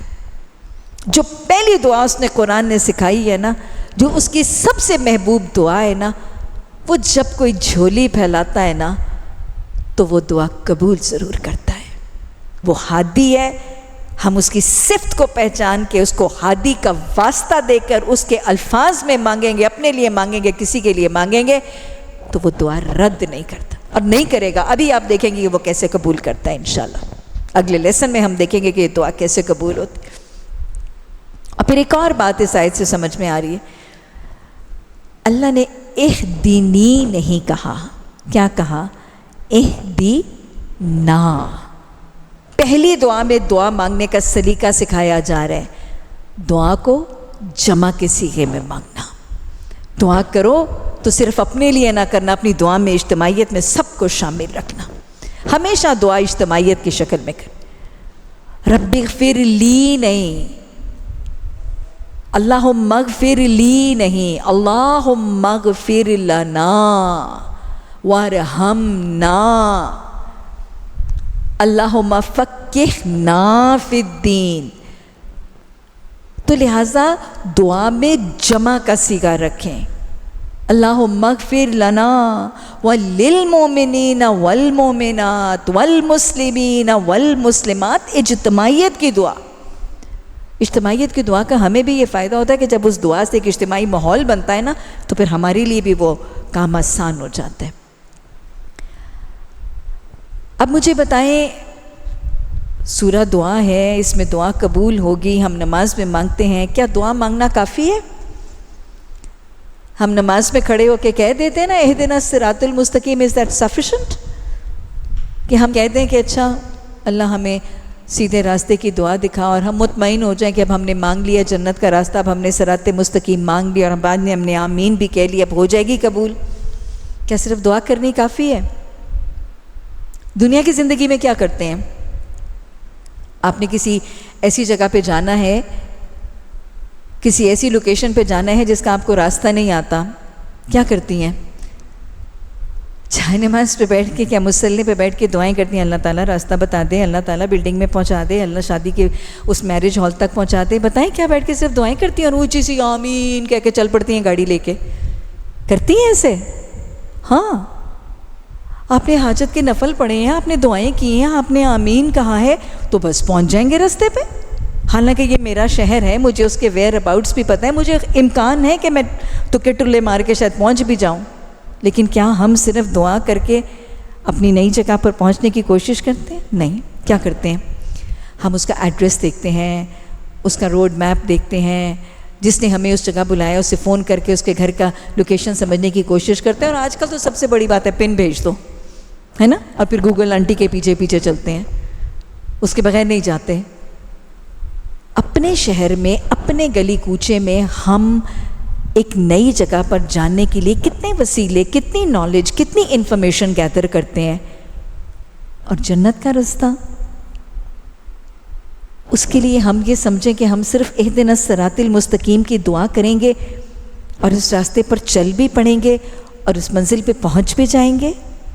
کیا خیال ہے؟ خام خیالی نہیں ہے؟ یہ دعا مانگیں، ضرور مانگیں، لیکن جنت کا راستہ، اس راستے کی علامتیں، اس منزل کی پہچان جو قرآن میں ملتی ہے، اس کو جانیں، اس کو پہچانیں۔ قرآن میں جو پن کوڈ بتایا گیا ہے جنہ کا، اس کو فالو کیے بغیر جنہ میں پہنچنا ممکن نہیں ہے۔ اللہ ہمیں جنت کے راستے اور جنت کے سفر اور اس شاہراہ کو قرآن کے ذریعے سمجھنے اور اپنانے کی توفیق عطا فرما۔ پھر مزید وضاحت ہے، صراط الذین انعمت علیہم۔ اللہ، ہم یہ جو صراط مستقیم کہہ رہے ہیں نا، ہم ان لوگوں کا راستہ مانگ رہے ہیں جن پر تو نے انعام کیا۔ انعمت علیہم سے مراد کون سے لوگ ہیں؟ ہم نے کل ہی کے لیسن میں بات کی کہ وہ لوگ جو اللہ اور اللہ کے رسول صلی اللہ علیہ وسلم کا اتباع اور اطاعت کریں گے، وہ کن کے ساتھ ہوں گے؟ الذین انعم اللہ علیہم، اور وہ کون سے ہیں؟ نبیین، صدیقین، شہداء والصالحین وحسن اولئک رفیقا۔ تو انعمت علیہم سے مراد انبیاء، اللہ کے نبی، اللہ کے رسول، صالحین، شہداء، صحابہ اکرام، یہ ہیں وہ لوگ جن کے راستے پر چلنے کی میں اور آپ انعمت علیہم میں دعا کرتے ہیں۔ اب کیا یہ دعا کرنا کافی ہے کہ ہم کہیں کہ اللہ ہمیں اور ہماری اولادوں کو انعمت علیہم، نبیوں، رسولوں، صحابہ کے راستے پہ چلا دے؟ کیا دعا کرنا کافی ہے؟ نہیں، ان کے عملی رستوں کو جاننا، سیکھنا ضروری ہے۔ نبیوں کے زندگی کے نمونے، اسوہ رسول صلی اللہ علیہ وسلم کے نمونے، صحابہ، وہ جو روشنی کے مینار تھے، صحابیات، وہ جو روشنی کی قندیلیں تھیں، ان کی زندگی کے حالات کہ وہ کیا کھاتے تھے، کیا پیتے تھے، ان کی خوشیاں کیسے تھیں، غم کیسے تھے، ان کے فکروں کے پیمانے کیا تھے، ان کی محبتوں کے پیمانے، ان کے لباس، ان کے کاروبار، ان کی شادیاں، بیاہ، ان کی زندگیوں کا نام سمجھنا ضروری ہے اگر ان کے راستے پر چلنا چاہتے ہیں تو۔ صرف انعمت علیہم کی دعا مانگنے سے ان کے راستے پہ نہیں چلیں گے۔ قصص الانبیاء کو سیکھنا اور جاننا، نبیوں کی سنتوں کو اور اسوہ کے نمونوں کو سمجھنا، صحابہ کے نمونوں کو سمجھنا، ان کے قصے کہانیاں سمجھنا۔ اگر ہم چاہتے ہیں نا کہ ہم اور ہمارے اہل خانہ ان کے راستے پر چلیں تو صحابہ اور صحابیات کے واقعات کو سنیں، سیکھیں، سنائیں۔ آج تو پتہ نہیں کہانیاں کون سی ہیں، قصے کون سے ہیں جو ہم سننے میں مصروف ہیں۔ میں تو ماؤں کو کئی دفعہ ہاتھ جوڑ کے درد دل سے منت کر کے کہتی ہوں کہ خدا کے لیے بچوں کو جو کہانیاں سنا رہی ہیں، وہ پرستان کی کہانیاں، وہ فیری ٹیلز، وہ پرستان کے شہزادے گلفام کی سٹوریز جو بیٹیوں کو مائیں سناتی ہیں، وہ سنڈریلا کی کہانی، وہ سنو وائٹ کی کہانیاں، خدا کے لیے وہ سنانا چھوڑ دیجئے۔ وہ جھوٹے قصے، بے حیائی کی رودادیں، محبتوں کی رودادیں، وہ بچوں کو سنانا چھوڑ دیجئے۔ میں آپ کو بتاؤں یہ چیزیں ہماری اولادوں کے اوپر کیا تاثرات پیدا کرتی ہیں۔ وہ ماں اس بچی کو پرستان کی رودادیں سناتی ہے، اس کو شہزادے گلفام کا تعارف کرواتی ہے۔ ایک شہزادہ گلفام آئے گا اور تجھے سیب کھلائے گا اور تجھے بیاہ کے پرستان میں لے جائے گا۔ ہاں، خوابوں کی دنیا وہ ماں ہی تو دکھاتی ہے۔ پھر وہ ساری زندگی وہ بچی اس شہزادے گلفام کا انتظار کرتی ہے، اور پھر یونیورسٹی میں جا کے وہ شہزادہ گلفام ڈھونڈ لیتی ہے، اور پھر وہ جس دن وہ گلفام اپنے گھر اپنے ماں سے تعارف کے لیے لاتی ہے تو پھر ماں اپنے بال نوچتی ہے۔ ارے تیرا سکھایا ہوا رستہ تھا، تو خدا کے لیے اپنے بچوں کو ان جھوٹی طلسماتی بے حیائی کی روداتیں سنانا چھوڑ دیجیے۔ روداتیں سنانی ہیں تو کیا ہمارے پاس خدیجۃ الکبریٰ کے نمونے، عائشہ صدیقہ کے روداتیں، حضرت حفصہ کے قصے، اور جو صحابہ اور صحابیات کی روداتیں انشاءاللہ میں اور آپ مل کے پڑھیں گے، کیا وہ قصے ہمارے لیے کافی نہیں ہیں؟ یہ روداتیں ہیں جو سنانی اپنے چھوٹے بہن بھائیوں کو اور اپنے بچوں کو۔ اور سنائے گا کون؟ جو خود سنے گا تو سنائے گا نا۔ تو آئیں ان قصوں سے جڑیں، آئیں ان واقعات سے جڑیں۔ اللہ ہمیں جڑنے اور جوڑنے کی توفیق عطا فرمائے۔ غیر المغضوب علیہم ولا الضالین، اور اللہ ہمیں مغضوب کے راستے پہ بھی نہ چلانا اور ہمیں ضالین کے راستے پر بھی نہ چلانا۔ مغضوب سے مراد وہ جن پر غضب ہوا، اور مفسرین بتاتے ہیں آیات کا حوالہ دے کر کہ مغضوب سے مراد حضرت موسیٰ علیہ السلام کے پیروکار تورات کے حامل یہود ہیں۔ سورہ بقرہ میں بھی اور اس کے علاوہ بھی اللہ نے قرآن میں ان پر غضب کا تذکرہ کیا۔ وَبَاءُوا بِغَضَبٍ مِّنَ اللَّهِ، وہ اللہ کے غضب کے مستحق ہو گئے۔ تو مغضوب سے مراد یہود ہیں، اور ضالین سے مراد عیسائی ہیں۔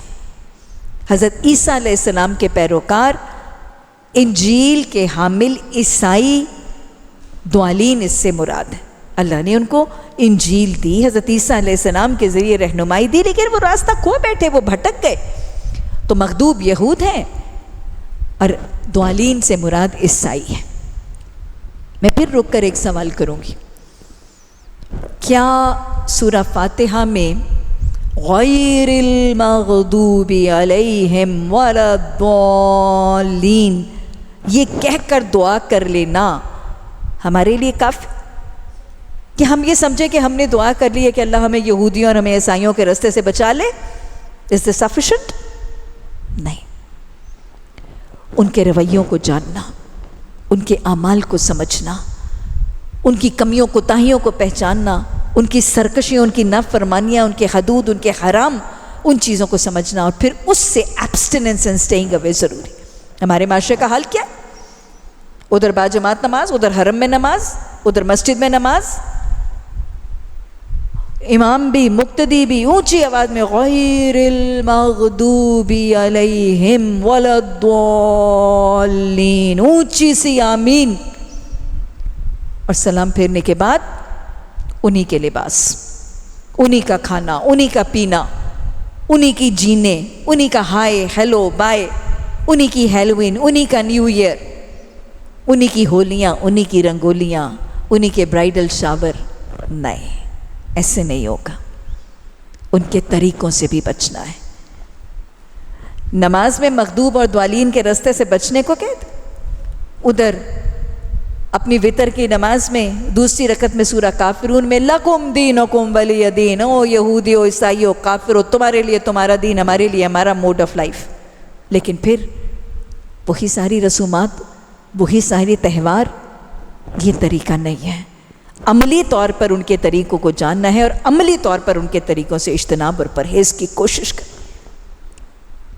اینڈ میں سورہ فاتحہ کے آمین پکاری جاتی، اور حدیث کے الفاظ میں وعدہ موجود ہے، صحیح حدیث کے الفاظ ہیں کہ جس کی سورہ فاتحہ کے بعد، جس نے اپنی سورہ فاتحہ کے بعد آمین پکاری اور اس کی آمین فرشتوں کی آمین کی موافق ہو، سنکرنائز کر گئی، تو اس کے سابقہ گناہ بخش دیے جائیں گے۔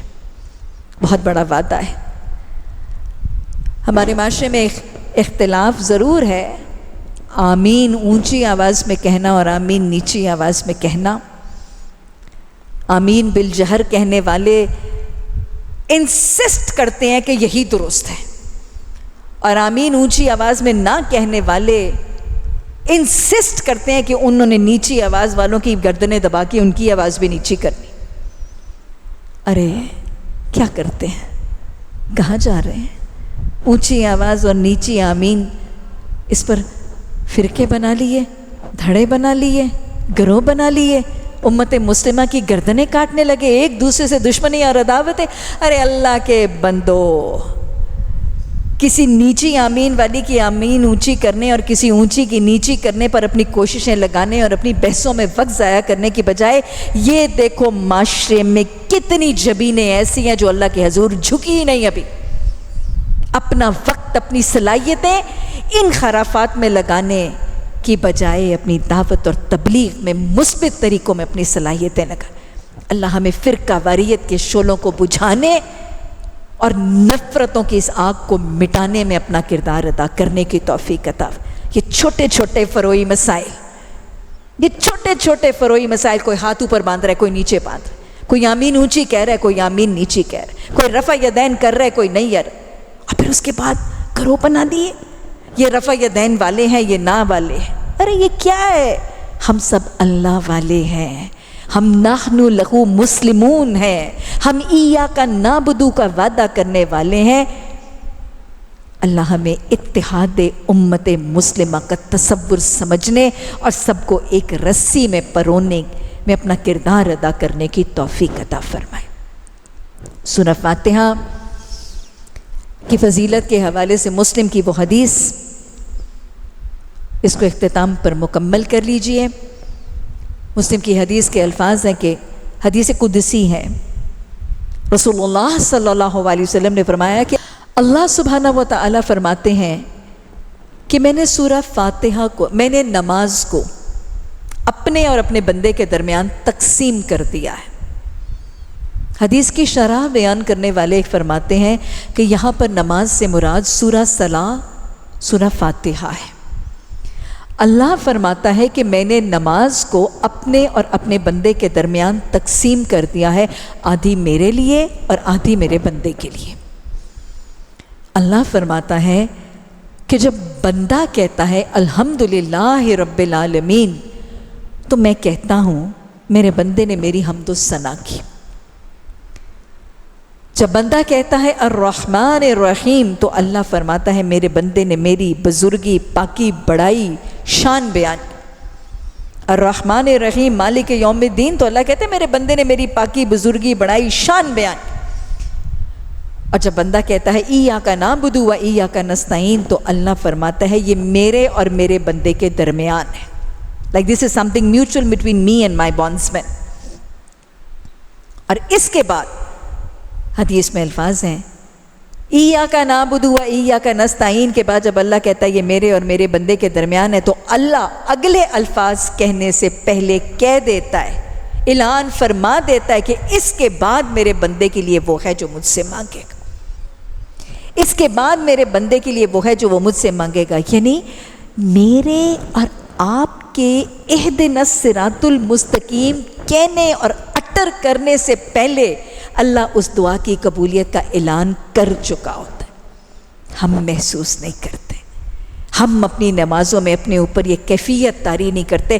ورنہ اگر یہ کیفیت طاری ہوتی ہو تو اہدنا الصراط المستقیم کہتے ہوئے دل لرز رہا ہو اور امید کامل ہو کہ انشاءاللہ ہدایت لے کر جائیں گے. اللہ اعلان فرما دیتا ہے کہ اس کے بعد میرے بندے کے لیے وہ ہے جو وہ مجھ سے مانگے گا. یہ ہادی ہے ہدایت کی دعا مانگنے سے پہلے آسمان کے دروازے اس دعا کے لیے کھول دیتا ہے.